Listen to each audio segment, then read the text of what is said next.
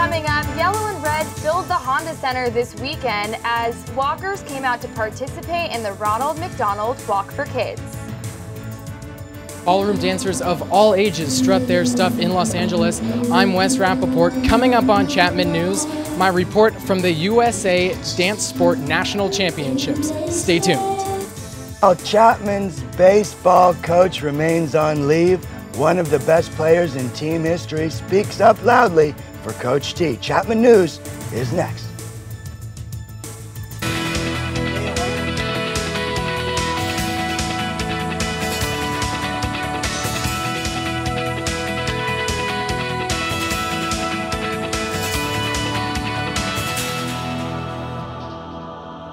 Hello and welcome to Chapman News. I'm Annie Ackerman. And I'm Zach Coomer. We've got a great show for you. First, we begin with a story right on our home field. Since March 28th, the most successful baseball coach in Panther history has been on administrative leave. Chapman officials have said little about why they relieved Tom Tierschuk of coaching duties for now, but we do know that Human Resources here at Chapman is handling the investigation, as one former and one current player makes claims that the coach cursed at the players. Former Panther Brian Rao spoke with Trent Schloem and Wes Rappaport on The Score on Chapman Radio. Here's the reaction to some of the complaints about Coach T. One, frankly, we're not good. Weren't going to get playing time. And I think they were baby growing up. And they just they're mentally weak. And it's a shame to see that. It's the ones who complain are the ones who didn't play. And that's just what you're going to get, especially from a D3 school where there's a lot of most of them are walk-ons where they're not recruited, and they think that they're better than they are. And it's like I already said, it's not high school. You don't. There's no right. You're not given a right to play baseball. You can come out, and if you don't like it, you quit. But don't go complaining to mommy and daddy when coach says a bad word and you don't like it.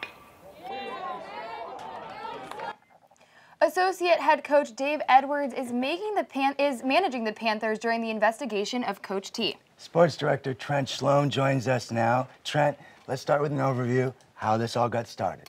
Well, this really all began a couple of weeks ago when Coach T was placed on administrative leave, but really everything seemed to kind of blow up on Monday when a Panther released an article about the situation with Coach Tierschuk, and it really has evolved. It's been all over the media and covered a lot. Unfortunately, we haven't heard a lot from the university. Their policy has been to stay absolutely quiet, so we haven't heard a whole lot from them.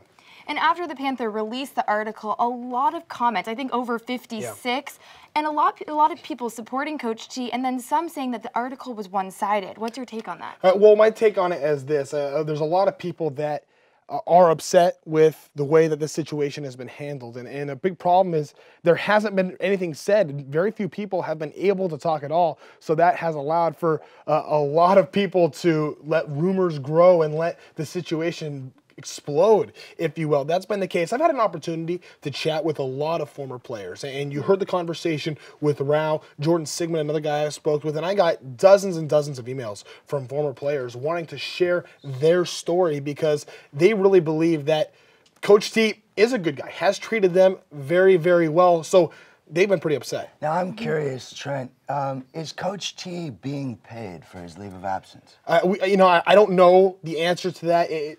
Typically, when Chapman University puts an employee on administrative leave, they are paid. That's general policy. I do not know the details of the situation, though. That hasn't been confirmed. And then how do you think this is going to affect him professionally and personally? Obviously, it's going to be upsetting. It's going to be a little damaging when you're a recruit coming to Chapman University and you're looking at Coach T and you're seeing this is a guy that was involved with alleged allegations of verbal abuse. That could be a problem. Well, great reporting as always, Trent. We'll be following this one pretty closely. Yeah, definitely. Thank you, Trent. The Honda Center took a break from hockey this weekend and hosted the Walk for Kids, benefiting sick children. Leah Freeman brings us this report. 5, 4, 3, 2, go!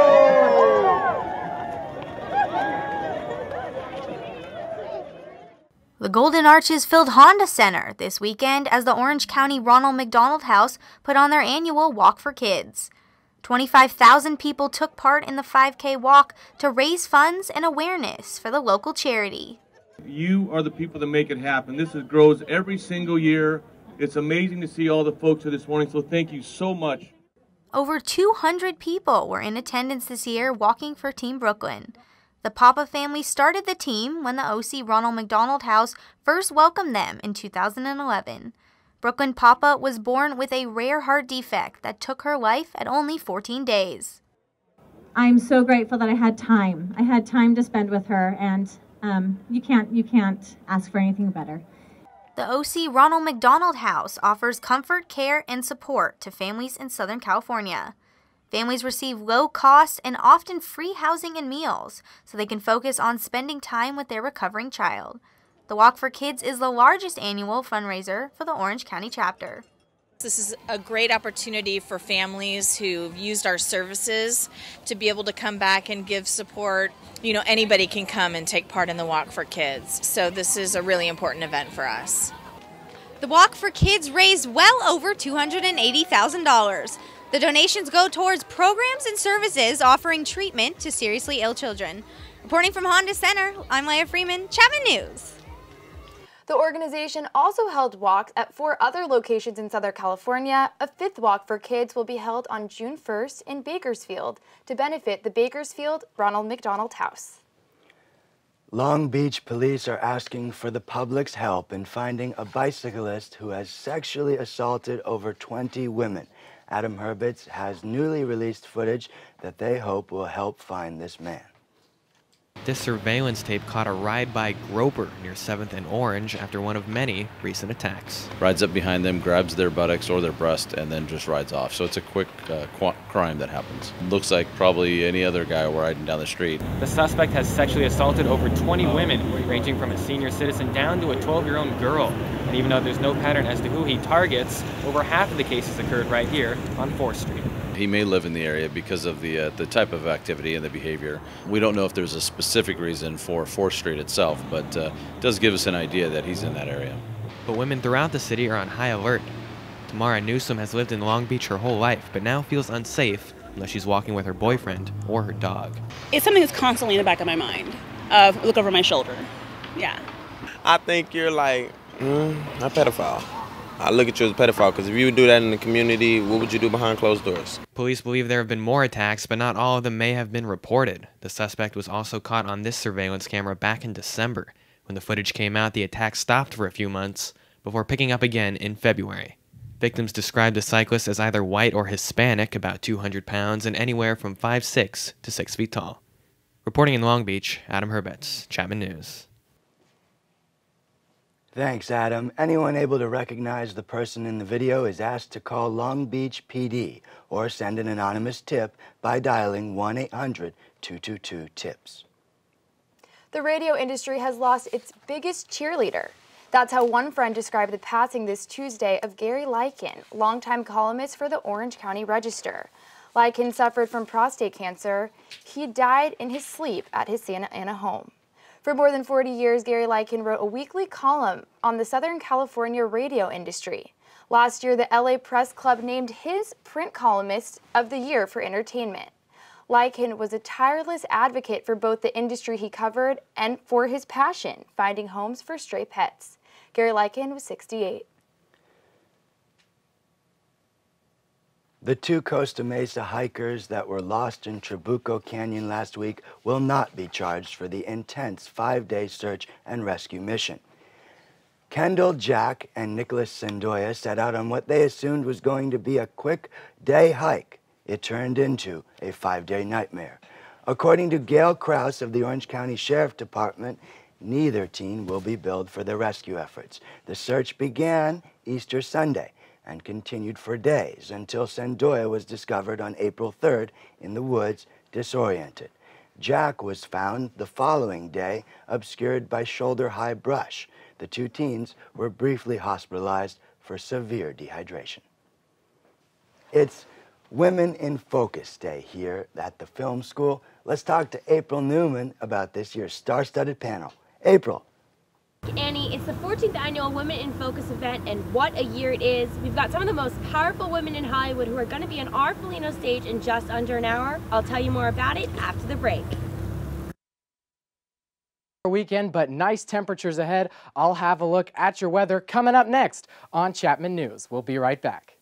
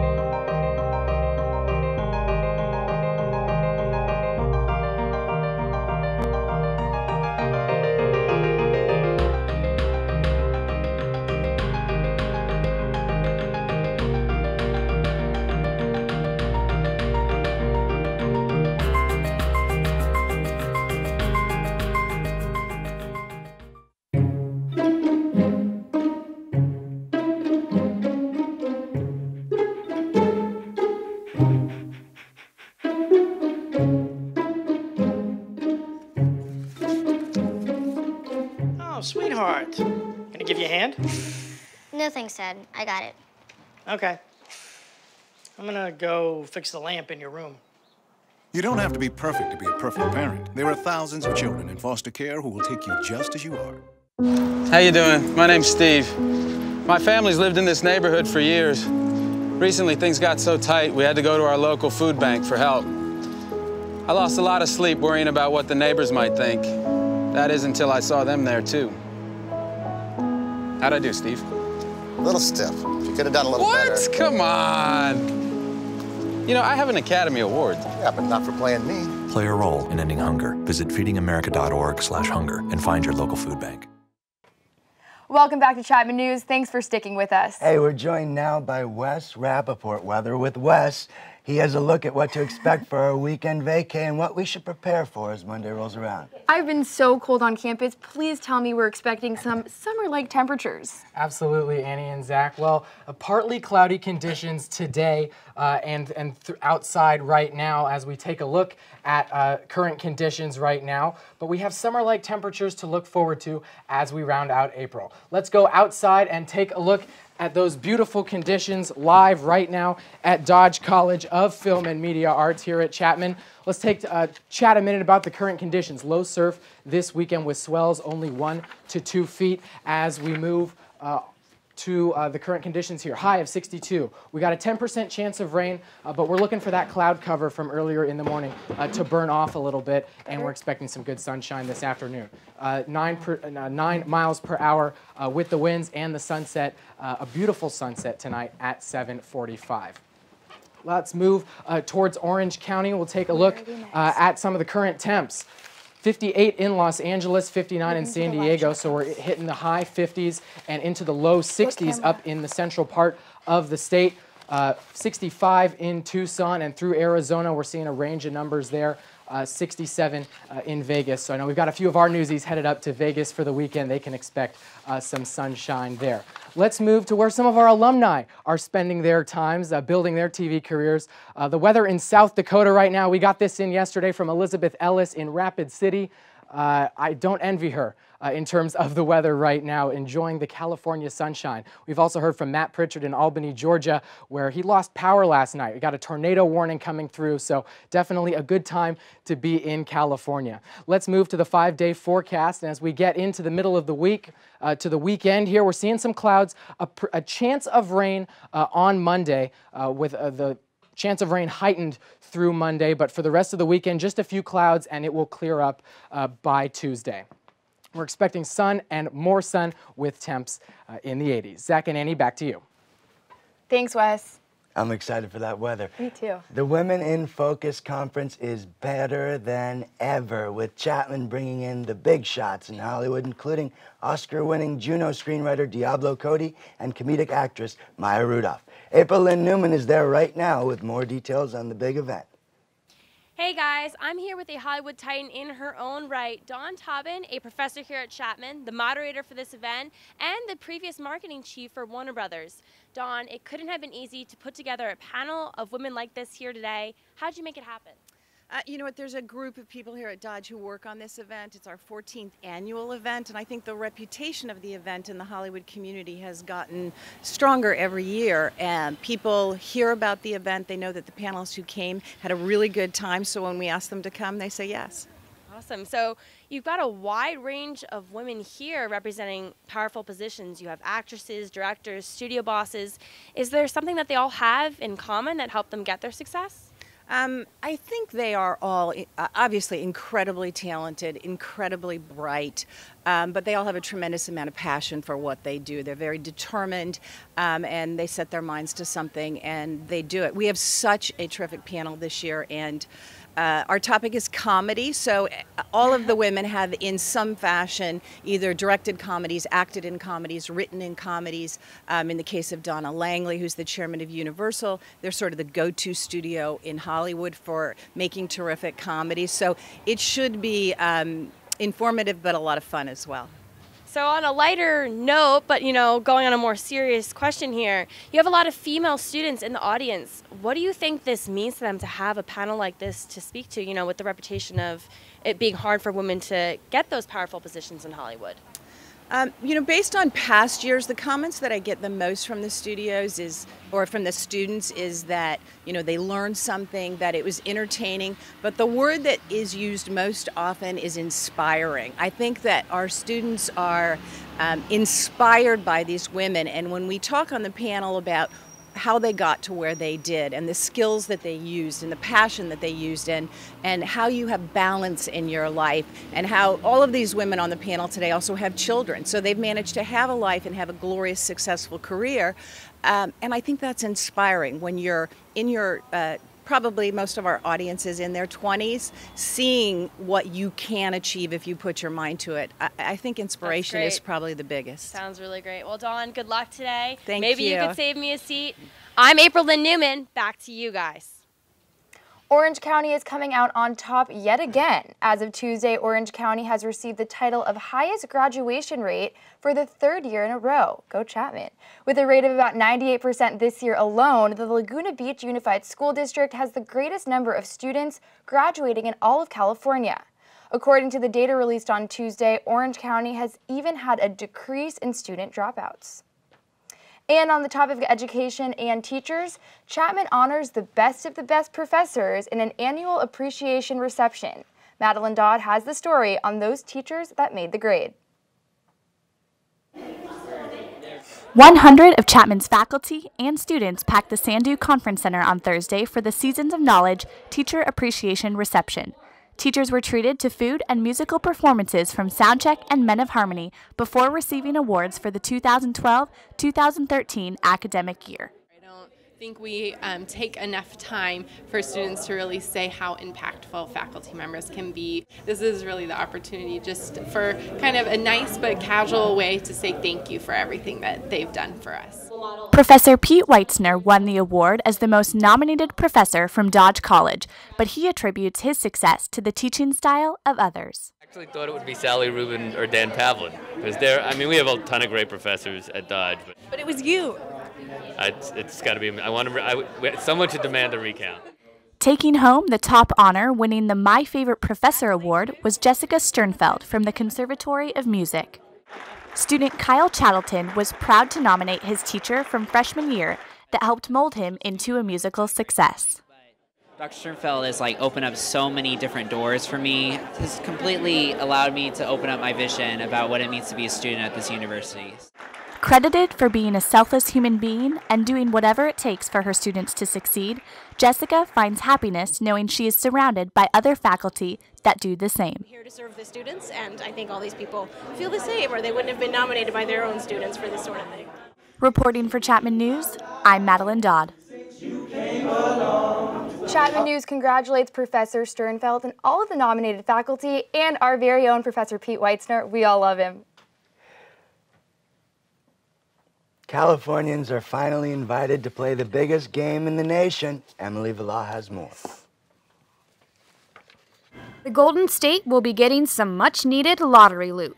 The Powerball has finally rolled west. And for that jackpot, it is the number 34.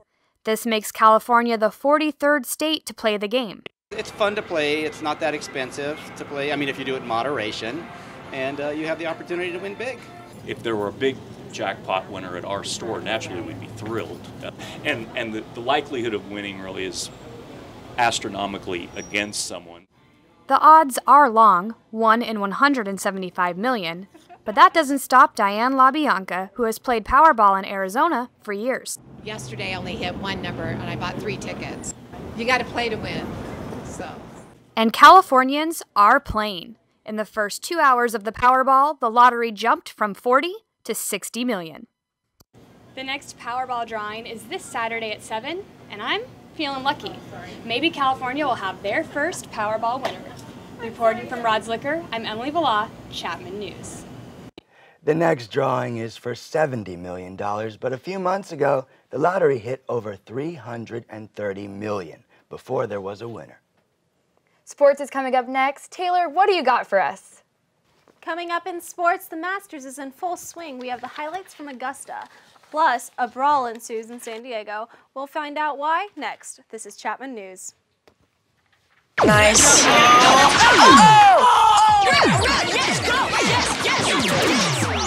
No.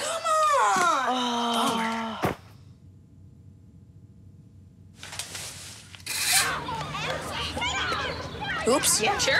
Let's go. Let's go. Moms everywhere are finding ways to keep kids active and healthy. Works every time.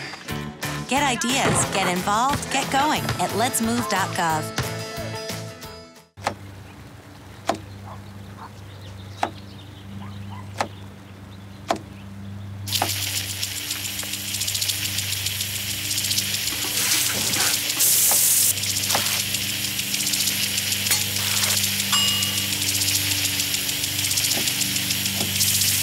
Clean kitchen surfaces, utensils, and hands with soapy water. 1 in 6 Americans will get sick from food poisoning this year. Keep your family safer. Check your steps at foodsafety.gov.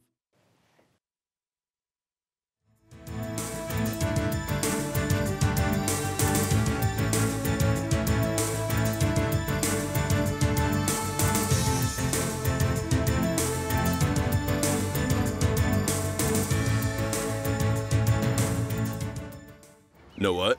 What? Since I got adopted, I've learned a lot about these humans. I know. I mean, check out these two. It's Flirt City over here. Yeah, I noticed that. It looks like my human is definitely into your human. Oh, look! I think she's getting his number. Nice. Your human's got some sweet moves. Takes after his dog. Oh, look, they're doing that thing where they put their arms around each other. She kicked up a leg. It's like in the movies. That's awesome. Looks like we're going to be hanging out a little bit more.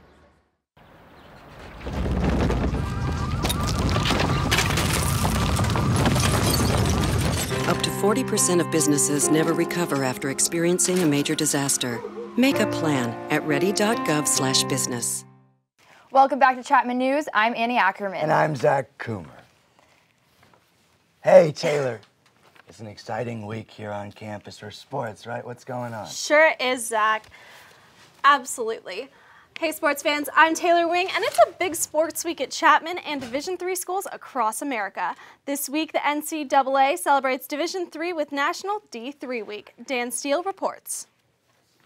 It is D3 Appreciation Week here at Chapman University, a week dedicated to honoring the different athletic teams and clubs that not only excel on the field, but in the classroom as well. Well, D3 Week was started by the NCAA last year as really an opportunity to kind of shine a spotlight on those underrepresented athletes. Not a lot of people really realize or appreciate, but we really do work hard on and off the field. In its second annual year at Chapman, D3 Appreciation Week honors one athlete a day for their immense dedication to excelling in all aspects of being a student athlete. You kind of focus mainly more on your academics because you have to make your academics to be on the team. You know, you have to make the certain GPA, which is really simple. But I feel that a lot of kids, they kind of take pride in, you know, we are good at what we do. You know, we're good at being student athletes. So we focus mainly on the student part, and then the athlete part comes after.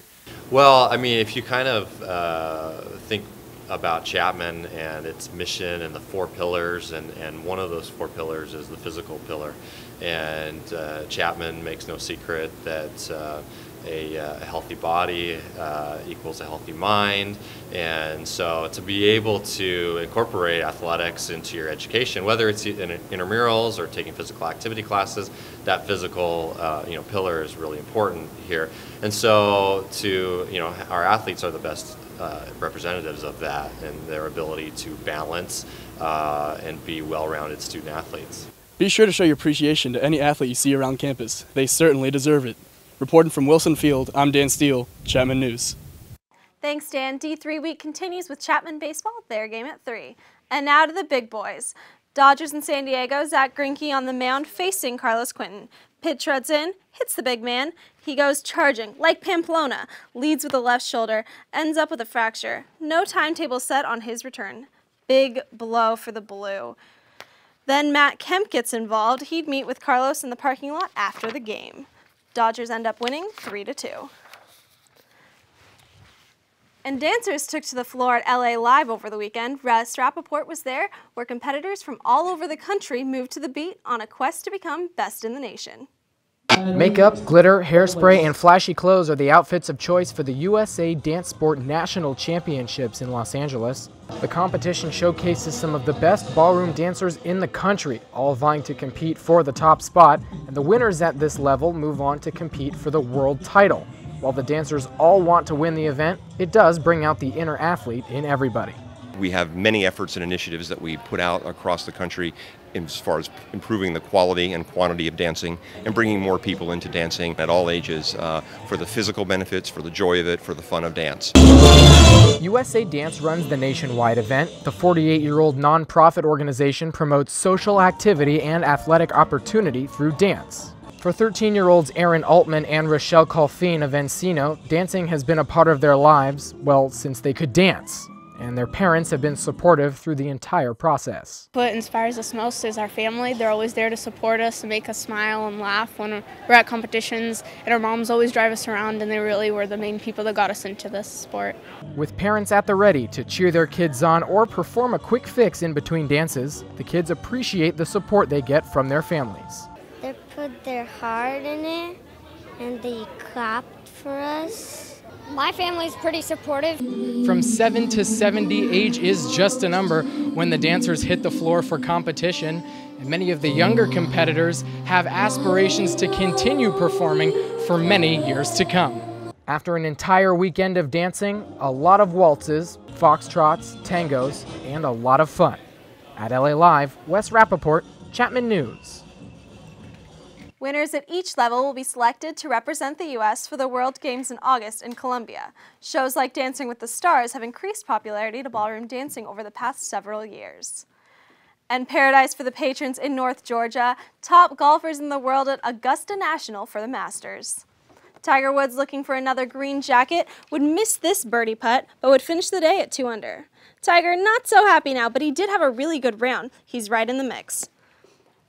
Talk of the tournament this time, though, is 14-year-old. Here he is from China, Guan Qianlong, sinks this putt from the fringe, ending the day 1 over. The patrons love this kid, very composed all day, handled the pressure like a pro. At 14, he's amazing. And here he is, 3-time Masters champ Phil Mickelson drains this putt for a birdie, 71 for lefty. He's looking for a 4th jacket. And here is the man everyone is chasing on 15. Sergio Garcia knocks in this birdie to finish top of the leaderboard and 6 under par. Great game for Sergio. And here's the Sergio on top of, after round 1, 6 under 66. Mark Leishman right there with him. Dustin Johnson 1 back by himself in 3rd. Tiger Woods goes 2 under on his opening day. It's a tough day for Orange native Hunter Mahan. He is at 4 over. And lately, I think that Rory McIlroy is really the golden boy of golf. I'm really rooting for him today. He's doing 2 under, leading today. He's great. Yeah, I'm looking forward to watching Tiger. I don't know, that's all my boyfriend talks about, so that's probably what we're doing this weekend. Yeah, I'm a big Tiger fan as well. Well, don't go anywhere. The fun part of the show is coming right up. Nicole Chenoweth has your entertainment fix right after the break. Coming up in entertainment, I take you through one of Greek life's biggest nights, and Zach Coomer gives us details on Mad Men season premiere. And more important, prompter sleeping. Turning a 20-foot wall into a canvas takes vision. So will getting into college. I've got what it takes. So do you. I just moved in with his family, and it's embarrassing. The little one, he likes to go outside and crawl around in the giant litter box. I don't know what he's doing. Oh, poop already. You're making me nervous. Welcome back to Chapman News. Thanks for staying with us. Nicole Chenoweth is in studio now. Nicole, you got any special plans tonight? Yeah, Zach, there's a lot of things going on. I'll get to that later in this segment. But if you're like me and totally take advantage of the most magical place on earth being right down the street, you'll definitely want to head over there tonight. Starting at 6 p.m., a soft opening for annual pass holders will take place for the new Iron Man exhibit that's taking over the Innoventions building in Tomorrowland. In addition to previewing the exhibit, pass holders will be able to stay in the park for 2 hours after closing to ride selected Tomorrowland attractions. Wristband distribution opens to everybody April 12th, and Iron Man 3 hits theaters May 3rd. If you saw men running around in dresses and long hair, or Mary Poppins just casually strolling through the piazza, don't worry, you weren't seeing things. I went to Skit last night to investigate this chaos for myself. Have a look. and preparation come down to 2 nights for the Chapman Greek life community. Skit combines acting, dancing, and lip syncing to put on one entertaining performance for both the audience and, more importantly, the judges. We're looking for synchronicity. We're looking for storyline. I mean, there's lots of different things we're looking for. Creativity. I mean, everybody's picked a theme, and there's some pretty creative themes here. But it's, I think, how they shape that to the theme and how they interweave the choreography and the storyline with that. Everyone's different, and for the most part, I just look to have fun. It's just like a really long process, but it's so worth it in the end when we finally get to perform, and I'm a senior, so I'm really sad, but it was the most amazing last performance I could have asked for. Skit Night 2013 is finally over, and as you can see, all of Greek life is behind me waiting to hear the results. And the winner is...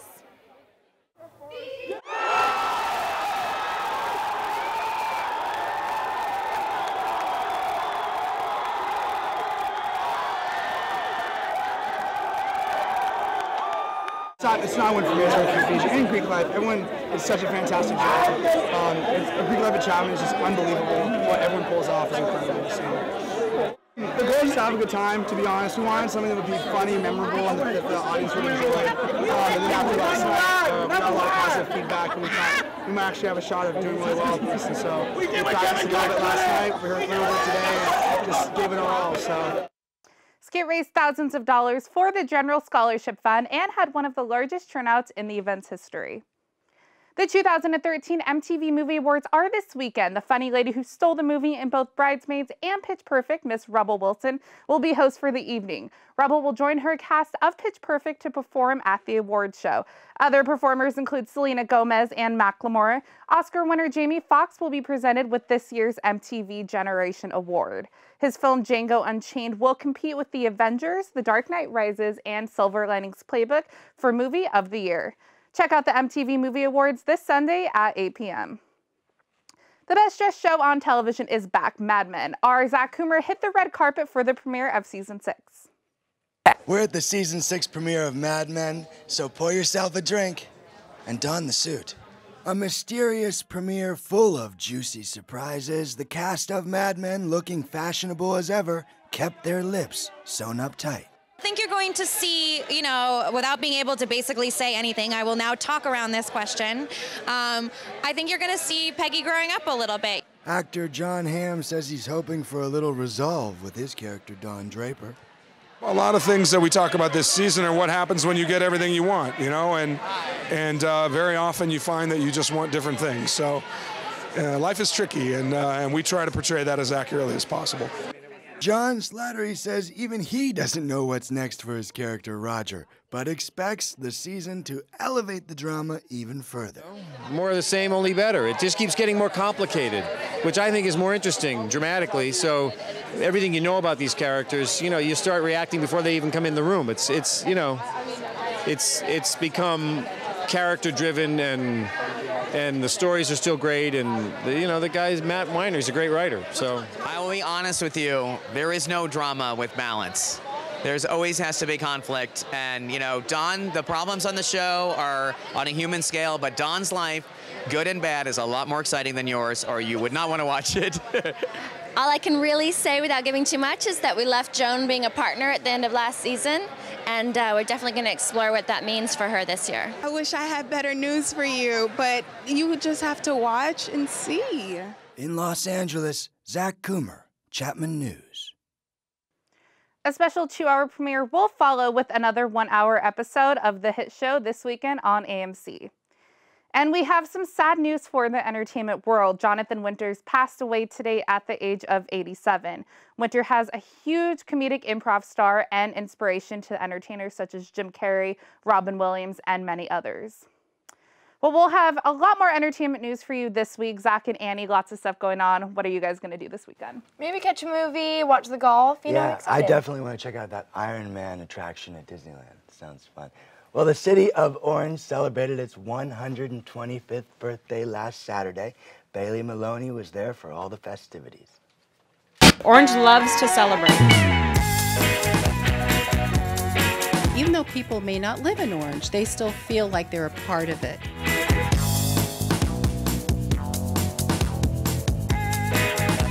The 125th City of Orange birthday festivities have begun. A little music, food, and a large historical community have come together to create a day to remember. Bailey Maloney, Orange, Chapman News. Thanks so much for joining us today. I'm Annie Ackerman. And I'm Zach Coomer. Log on to our website, chapmannews.tv. See web-exclusive content, all of our episodes, Chapman Newsy bios, and top headlines. And make sure to follow us on Facebook, facebook.com/Chapman News, Twitter @Chapman News, and of course on YouTube @Chapman News. Have a great day, everyone. Bye-bye.